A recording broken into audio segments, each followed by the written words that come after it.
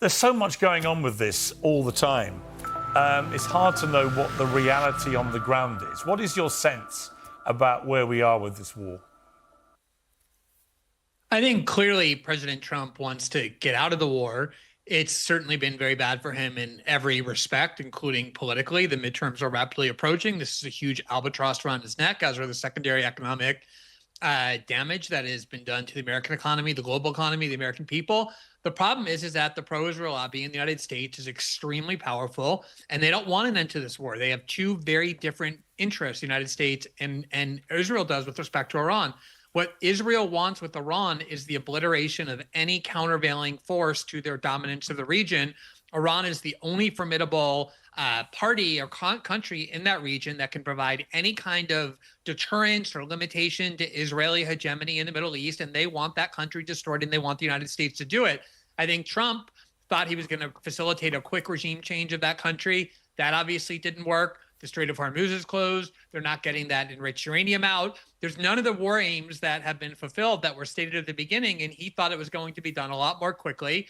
We're now 4 or 5 months into the war, 4 months into the war, and the Israelis are determined to keep the war going, whereas President Trump wants it to end. And I think the fact that it's not ending is proof of who actually has the greater power in the relationship, and it's not President Trump or the United States. I just don't see any upside going forward that is going to work as a genuine victory here. It's proven to be massively harder, I think, than he was led to believe it would be.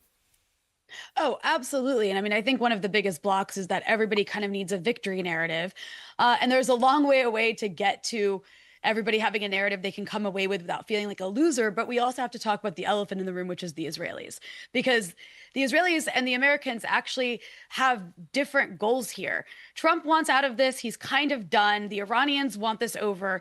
But like Glenn was saying earlier, the Israelis want basically permanent war because they want to keep everybody in the region weak and unable to ever pose a challenge to them, either militarily or economically. And that's why Israel attacked Beirut yesterday, because Iran has repeatedly said this is a red line. And so Israel was testing Iran, and Iran eventually responded. And then Trump posted, "Stop shooting," right, on Truth Social. But the thing is, if he's actually serious about restraining Netanyahu, which is what he needs to do to get to the end of this war, he needs to restrain the Israelis. Truth Social posts aren't going to be enough. There has to actually be leverage. And that means withholding some support and weapons for the Israelis. And until he's willing to do that, to demonstrate that he can restrain the Israelis, we're going to keep being stuck in this time loop where the Israelis keep trying to torpedo a broader Iranian-American settlement by really mostly using Lebanon, but even demonstrating a willingness to hit Iran themselves. آنچه در مورد ما میگویند